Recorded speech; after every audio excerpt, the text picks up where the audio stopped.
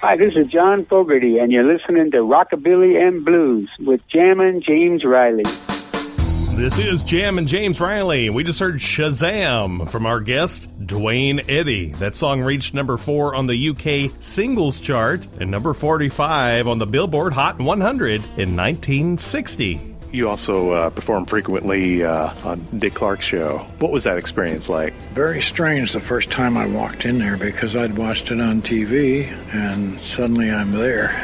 And that's a weird thing to have happen to you. You know, sitting on my couch at home watching the kids dance and Dick talk, listening to the records, the music, not ever dreaming I'd be on there someday. When I walked in, it was very small. It wasn't a big studio at all. It was a little studio, and there's Dick's podium over there that he's on, and there's about 20 kids. It looked like there were 50 on TV. So I walked in, and I just did my record, you know. And I did it several times in the afternoon because he was on every day. I didn't go on every day, but I went on maybe 2 or 3 times in that first summer. And then he asked me if I wanted to go to Miami, Florida to do the first remote he was going to do for Saturday night. He had a Saturday night show also called the Beach Nut Hour, Beach Nut Gum, chewing gum. I said, sure, we'll drive down there. And did that first one and mimed the record, Rebel Rouser, which was in the top 10 by then, coming up on it. Played a couple other songs live to open and close the show, and it was very exciting. Came out, and all these kids, and you know, my car, I had a white 56 Chevy convertible that I bought the year before, and this is 58 now, and we hooked up a U-Haul trailer and hauled our stuff, and that's that. I took a bass player and a sax player and a drummer with me so we could do record hops and things, which we did a few of those with Dick Clark. Record hop is just for those who don't know, because they don't have them anymore, and there's a lot of young people that never heard of them or saw them or went to one. He'd hire a hall somewhere, usually a couple 100 miles from Philadelphia or 100 miles away, and he'd sell tickets for $1, $1.25, and all these kids would come in and dance, you know, and it was a dance hall. And he'd have his little sound equipment he'd put in the back of the station wagon, and his microphone and his turntable and his speakers, and he'd play records for 3 hours. He'd take 3 boxes of singles, one for each hour, hits, and the kids would dance like crazy to him, and he'd talk to them in between the records and walk away with several $100s, you know.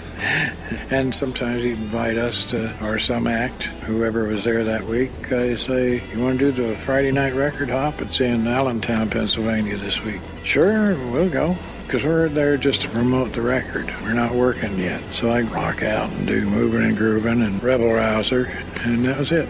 We'd go back to where we were staying. But it was fun. It was fun doing his shows and the kids were great in those days. They just, you know, you could talk to them. And, well, except for the first night. That first night in Miami, I came out in my beautiful white Chevy convertible. It had lipstick all over the top. It was just covered in red lipstick. And I got out and put my stuff in the trunk, and by that time these kids came running from all directions, you know, probably 1,500 of them. There was probably 3,000 people in the place. About half of them came out in the parking lot, saw me over there putting my stuff away, me and the guys, and so they ran over to get autographs and all that, and so I got up on the trunk, and I'm sitting on the trunk of the car signing autographs, and I see this girl pressed up against the back bumper of the car, just smiling up at me, and suddenly her eyes roll back in her head, and she just slumps down, and I realized she had the breath crushed out of her. She couldn't breathe, and she passed out. So I jumped down. I said, get back, this girl's. And she went to the ground, and I picked her up. And about that time, here comes some police that were coming to save me, and they got there just in time to give her some CPR.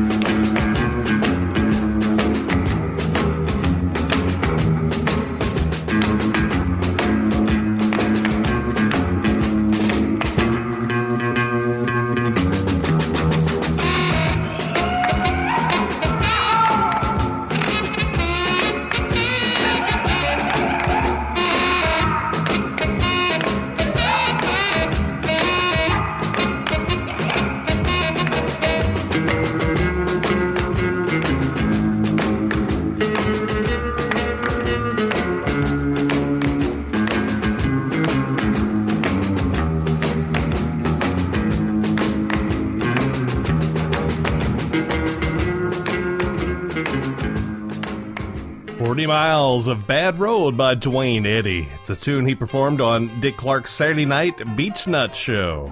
Let's talk about Phil Everly. He produced an album called Star Spangled Springer. Also of note, a version of The Air That I Breathe came out before the Hollies version, too. Just a fantastic record. I'm sure your friendship with Phil goes way back. We're back to 1958 at the Brooklyn Fox, the Alan Freed show. They'd have 10 acts on the show, Bill Haley, Chuck Berry, the Everly Brothers, Jackie Wilson, Lloyd Price, Jack Scott, Jimmy Clanton, Bobby Darin, myself. We're all on the show, and we do about 4 or 5 shows a day. And they had a big orchestra backing up everybody. Of course, I brought along my own group, and they brought arrangements and passed them out, and the orchestra would play that back them up that way. It was a good show, great show. Lloyd Price was the first one I saw with, I guess they call them short people now. And they'd do Stagger Lee, and this little short guy would get shot. You know, well, they shot Stagger Lee, and he'd fall over. He didn't have far to fall, so it didn't hurt him. And he'd just fall over dead. And they'd act out the whole song as they did it. It was fun to watch, you know. He had some girl singing on there, and he had several big hits on. Those people would all be on. And that's where I first met the Everlys. And I was sitting there. They had these dressing rooms that go up about 5 stories. And they'd have 5 or 6 dressing rooms, and then they'd have an ante room, I guess you call it, in between them. You know, I mean, the dressing rooms were off this room, and there'd be a piano in there just if you wanted to play, or a couch to sit on, and softer chairs. The dressing rooms just had mirrors and bright lights and hard chairs, and it was a place to change and put your stuff, and then you come out and sit there and talk to the other acts, you know, sometimes. And I'm sitting there by myself one day and playing acoustic guitar I had with me, and I was doing a little thumb picking like Chet. And here come Don and Phil rushing in. I said, our dad plays like that. His name is Ike Everly, and he plays that thumb picking. He didn't know you could do that. And I said, well, I don't very well. And they said, well, sounds great to us. We'll have to get you together with our dad sometime. And I said, I'd love that. And we never did. I never did meet him. He passed away before we got to make that happen, because we were all running every direction, you know, in those days. But I don't know. And I hit it off with both of them, very, very much so. But Phil kind of stayed friends. He was the one that would call me when we'd get home and stuff. What are you doing? Oh, just hanging out. Come on over to my place. I got to play you something. He'd play me Aretha Franklin, her first album. He already knew she was great and everything, you know, and going to be big. Nobody else did. It was a brand new album.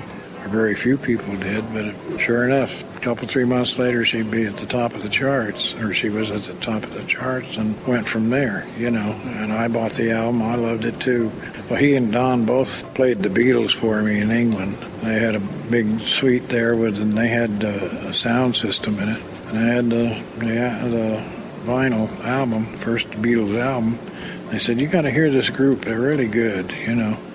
Okay. So I listened to them, and they were really good. The songs were good, you know. I was a little critical of the sound because it was not as good as our sound we were making on records in America in those days. And it was not their fault. They only had a 4-track. We were up to 8 or 16 track by then. But it had that roughness and that funkiness and that drive and that sparkle. And sometimes, you know, the smaller machines bring it closer into you, and and that's what theirs did. And it certainly communicated, and they became the biggest group ever. But that Don and Phil played them. They knew that was going to happen somehow.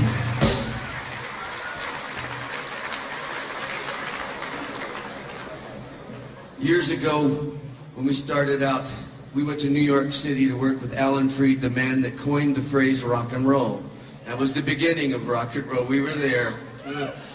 We were on the stage with Fats Domino, Little Richard, Buddy Holly and the Crickets, Eddie Cochran, Jerry Lee Lewis, Laverne Baker, Clyde McPhatter, the Drifters, and another gentleman was there with us. And he's with us here tonight as our special guest. And we're bringing him out here live on this stage, Duane Eddy.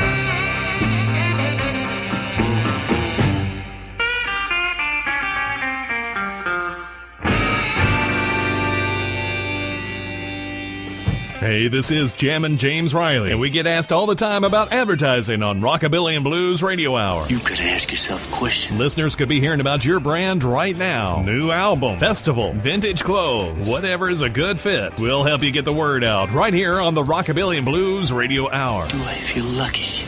Well, do you, punk? Email us now, Rockabilly and Blues Radio Hour at gmail.com. That's Rockabilly, the letter N, Blues Radio Hour at gmail.com. Your source for Rockabilly.